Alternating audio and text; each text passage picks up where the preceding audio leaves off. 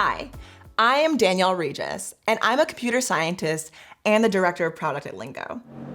NASCAR is one of the most watched sports in America. In fact, it is one of the most popular auto races in the entire world. Clocking in at 200 miles per hour, NASCAR drivers cover almost the length of a football field in 1 second. In 1 second, drivers are going so fast that they can experience between 2 and 3 Gs on turns. They are essentially trained to be unfazed by roller coaster conditions. Well, who better to tell us about life in the fast lane than one of the most successful African-American drivers in NASCAR history, William Darrell Wallace Jr., but most people know him by Bubba.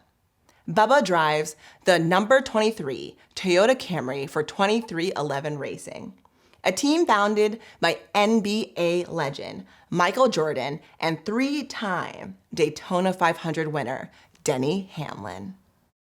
Hey guys, Bubba Wallace here. I wanted to share a couple things with you on what it's like to be a race car driver. At the cup level, it's super busy.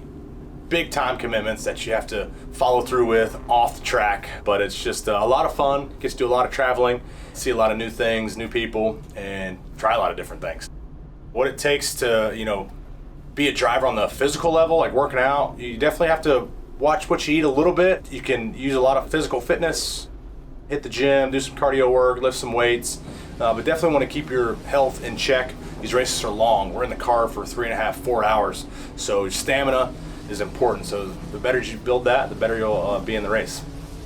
We all look at it as the driver wins the race, but really it takes a whole team. It's a massive team effort, from crew chiefs, engineers calling the races as far as strategy.